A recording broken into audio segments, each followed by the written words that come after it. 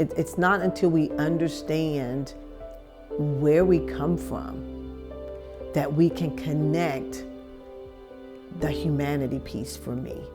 I think that when I can connect my history and realize where I come from and how far I've come is when I can connect humanly to who I am. Once I know who I am, that helps me to understand what I'm called to do.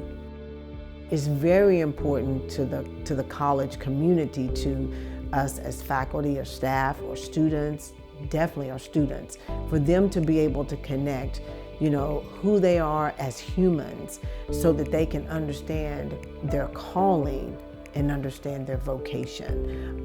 Because it's not until I connect with me and find out who I am that I can determine what my calling is and what my vocation is. So this being able to see my history definitely helps me to understand what I'm called to do and what my vocation is. I feel like a trip like this, where you learn about people like Bryan Stevenson, you learn about all these people all throughout history who have given of themselves, sacrificed in order to give to something higher than themselves.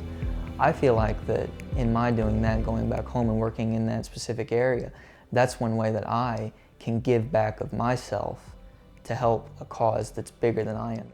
Where I grew up, I didn't really have people that looked like me who were educators or in higher positions other than me, and I always thought that it would be nice for me to have something like that. So I'm hoping that through learning about our history, I can be someone who can go back home and maybe teach other African Americans or all of the U.S. in general about our history and what we can do to fix that, because I think that history is valuable and that I'm really sad I've been robbed of it for a very long time or taught wrong information.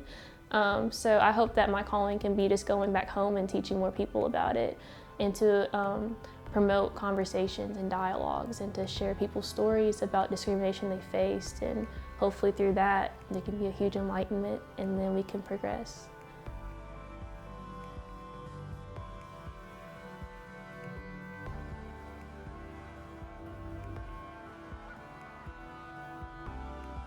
The museum and a memorial for peace and justice was established by the Equal Justice Initiative, and that was begun by Bryan Stevenson, a lawyer, and I think 1980. It's been about 30 years.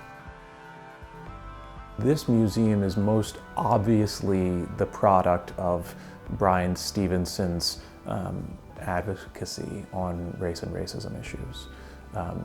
When you go to the museum, you hear his voice throughout all of the exhibits, and you see very clearly the main thrust of his advocacy work, which is that slavery was the product of an ideology of white superiority, and that when slavery was forcibly ended in 1865, that ideology, that vicious, pernicious ideology, just changed the way that it oppressed black people in America.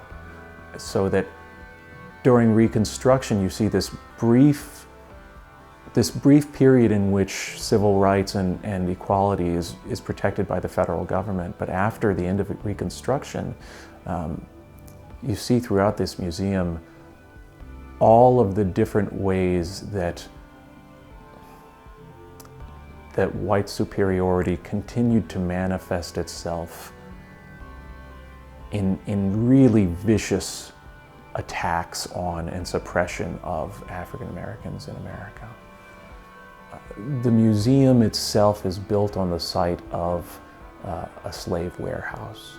As you enter it, the first room is a dark room with, I think, 3 or 4 informational videos running in loops. And you wouldn't think that videos could be as powerful as this, but one of them shows the expansion of the domestic slave trade throughout America after the international trade was ended.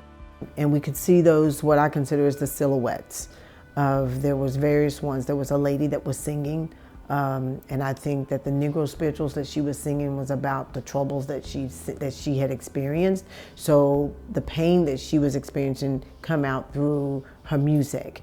But there was another one, there was 2 children And the two children were asking, and it was almost like it was, even though it was a silhouette, but it seemed real to me as I was standing there when the little boy said, "Have you seen my mommy?" And we don't know where our mommy is. It really works to build a timeline. And on the wall, as you're looking at this room, you see the different stages of the legacy of slavery in America. This is why it's called the Legacy Museum, is that the museum is about slavery, but its legacy through the different stages of American racism. And it ties a line from slavery to Jim Crow and lynching. And a lot of the museum is about lynching. And it carries that forward into the modern era and mass incarceration. Is to understand that the effect of racism and slavery relates to individual people and families. It's easy for me and for other people that I talk to think about those people who were affected by slavery, the people who are African American or the blacks who bear the brunt of the effect of those experiences. And we think of them, I do, in a collective way as them. The pictures and the narratives and then the names of all the victims of lynching in the memorial bring home really clearly that these acts were done not to a collective whole, but they were done to individuals. And many times they were done for very particular individual reasons.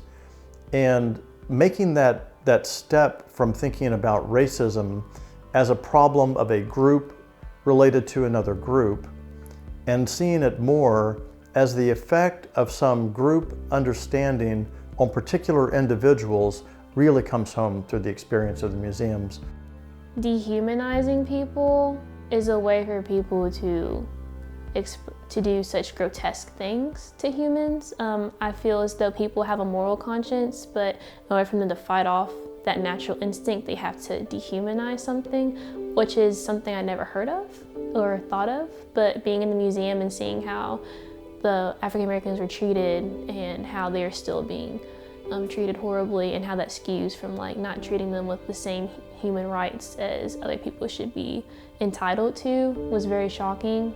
I'm African American, and my culture wasn't really talked about a lot with my father. He kind of tried to deny the fact that we were African American. I went on this trip to learn more about the people, where I come from, and some stuff that my family members, even if I don't know who they are, have been through.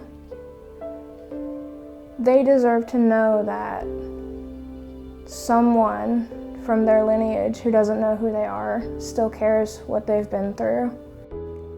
One thing that was most moving for me on this trip was probably the instance of going to the Legacy Museum, and also learning more about the Equal Justice Initiative that individuals like Bryan Stevenson have founded to help people who are victimized by the broken elements of our criminal justice system.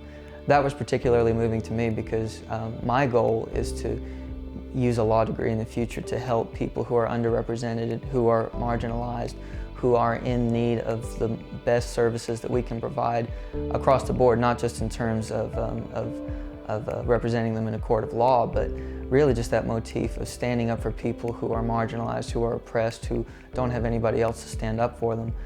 That was particularly moving to me, learning more about the Equal Justice Initiative and about this whole movement to represent whole communities, whole groups of people who have been oppressed for such a long time and are even oppressed still to this day.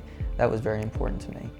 The most poignant kind of experience that I was able to experience on this trip was the Lynching Memorial. I think it's so hard to look, and especially when you're at the bottom of the memorial and you just see all of the monuments with, names covering them of people that were just senselessly killed. it's just so hard to deny, and then to realize how recent all of it was. I mean, we look at stuff like the Holocaust and we think, oh my gosh, that's awful, those people didn't do anything. We did the same exact thing, and we minimize it, and we don't talk about it as much as we talk about World War II or who knows what else, other atrocities that have occurred in history that other countries committed, because it's easier to talk about other people's wrongdoings. It's a lot harder to admit we did something terrible, and these are the awful, awful mistakes that we've made, and this is how we need to change things. I mean, there were people at the memorial who were looking for family members and found family members' names on the monuments. That's really recent. This stuff happened within people's lifetimes. One of the biggest and most stark aspects of the trip was the steps that it seems we've taken as a country to continuously oppress people, and not just one group of people, more so many groups of people. And whether it started with slavery or with the war on drugs, it's all interconnected in a big web, and that was just startling. What surprised me the most was to see that this is a modern issue.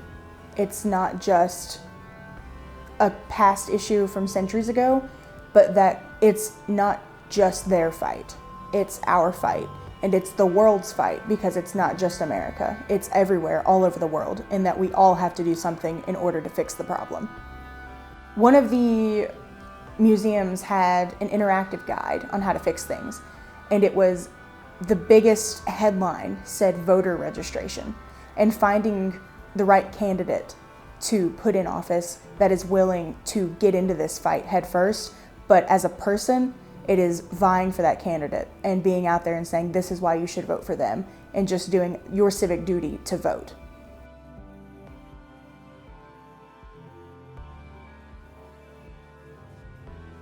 So on the second day we did Birmingham. We did the Birmingham Civil Rights Institute, and on Sunday we went to church at 16th Street Baptist, which is the church that was bombed in 1963, where 4 little girls were killed during the height of the civil rights movement. I consider this Black history, and Black history is not taught. And I think it's very good for our students to see those things, because I am somewhat removed from that era, but they're very far removed from that era. And I think the world that they live in, it's probably hard for them to even comprehend. We need to reconnect them to the history so that they understand why they are standing where they're standing. We're standing on other people's shoulders, people that went before us. And so they'll never experience what those kids experienced simply because of what those kids actually experienced. And so time has moved on, but we can't forget our history. And I think that because they're so far removed from it, I think that this generation, in a sense, has forgotten the history, or is not reminded enough of the history so that they can see just how far we've come. So I think that on either side, whether it's African American students, Caucasian students, Hispanic students, I think that history is very important to this generation, for them to be able to pull pieces together to understand just what their history is really, what all it entails. Ending the trip in that way on something very relational, on with a chance to talk and interact and eat with people whose life was still lived in this important civil rights site, whose faith was still deeply tied to civil rights, not just because of who they were, but because of this building and this city that they worshiped in, was something that was immensely powerful as a way to wrap up the field trip.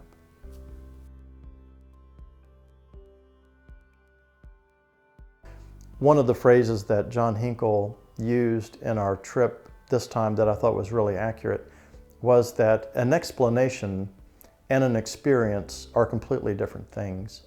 An explanation is what we do in a classroom. It's what we do when we provide a text for a student to read, and they can understand through our explanation of what happened at a certain time or what a text means. But it is a completely different thing when the student themselves and myself, when you experience the place, it transcends all the explanations that anybody else can provide, and it provides this really thick dimension of not only what you see and hear, but you feel and you relate spatially and physically. And that experience can become a pivotal kind of moment for understanding what people have gone through, what our community means in ways that you can never get through simply by providing an explanation. After this trip was over, we all got together and we decided to have a group reflection. And during that reflection, there were so many people who have had experiences that I could never imagine just looking at them. You get to know them on a deeper level, and you get to know how much racism and everything that African Americans and people of all races have been through, including myself. I would absolutely recommend this trip to everybody. It is not expensive at all, but it is well worth the experience that you get, not just learning about yourself, learning about history, learning about civics, but also the experiences with your friends. It was so much fun just to be around them and being able to share this learning opportunity with them. I think I came in to Georgetown seeing it as a Christian-basis school that's not going to budge on any beliefs, that is just going to stay where it pleases. But after this trip and getting to know like the faculty that was there and seeing how these kinds of things relate to their life and how they've gone out into the world to say what is right, what isn't, whether or not their spouse believes it, I think it kind of shows that at Georgetown, you are allowed to be your own person, but at the same time, you don't have to be the odd duck out. You can be yourself within your group. One reason why I think it's particularly important for students to go on this trip is that, especially in my position being, this my first semester of college, it's really a formative time where you learn more than you ever have before in your life. And I think that going on a trip like this, where you learn about the really terrible details of slavery, of mass incarceration, of racial terror, of just so many instances of terrible injustices that so many people have been forced to suffer. I think that learning about that in the way that we do on this trip, through the Legacy Museum, through the National Memorial for Peace and Justice, I think that it allows you to learn in a more intimate way about this subject material than you ever would just reading it from a textbook, than just watching a documentary about it. It kind of puts you face to face with the injustices behind these acts. And with that knowledge, you can come back and go throughout the rest of your college career into your second semester, freshman year, sophomore, junior, senior, and on past your undergraduate years, to really internalize what you learned on a trip like this and have it in the back of your mind the whole step of the way. What can I do? What's the next step I can take in my academic career to make sure that nothing like that ever happens again? What's something I can do to help ameliorate the lasting negative impacts of these terrible instances of injustice?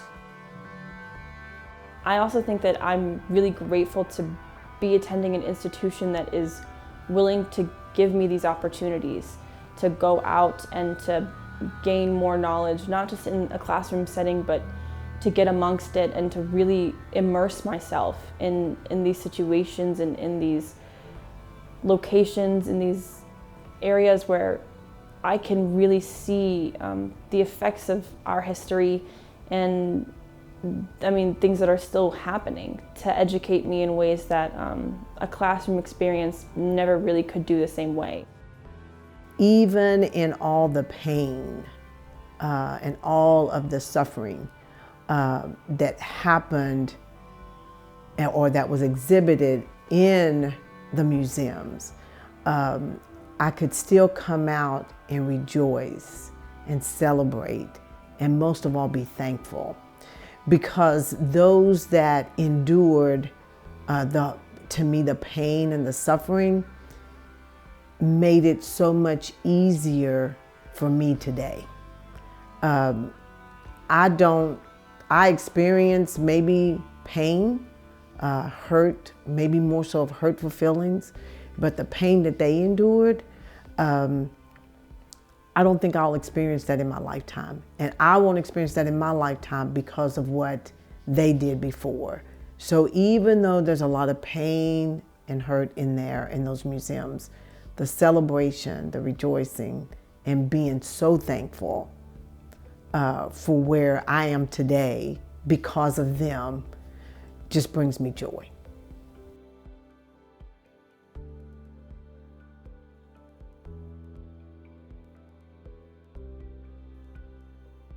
We realize that our Foundations and Core program is hopefully training students to be able to read complicated texts, to see the significance of context, the need for accurate interpretation, and then ways of engaging in the ideas and the stories that we're exposing them to in this course.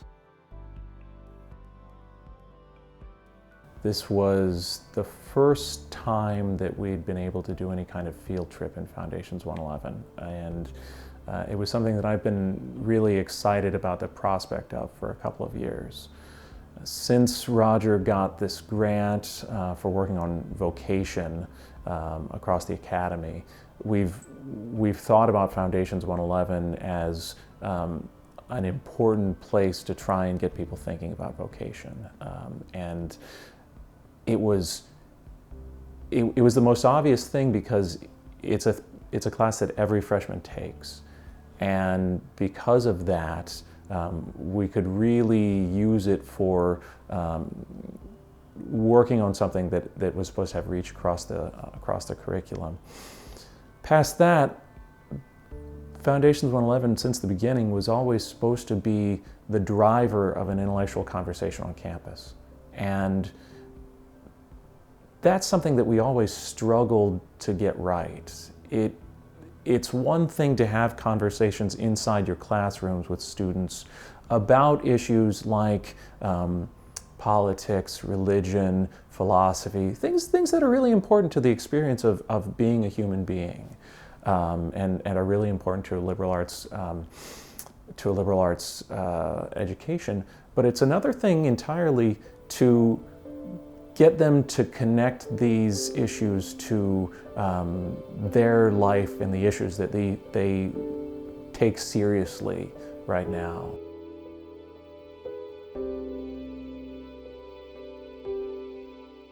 Through those experiences, we provided our students an experience or a time where they could begin to put together their understanding of the context of their own history as Americans, and their understanding of the effect of racial injustice and practices from 200 years ago until current situations now with incarceration. And that step forward into being able to demonstrate how these historical events have a direct bearing on how they read and understand our society today. I think it's just a profound expression of the good of what both the Foundations and Core program is seeking, and what we as a liberal arts college are seeking to enable our students to be able to do.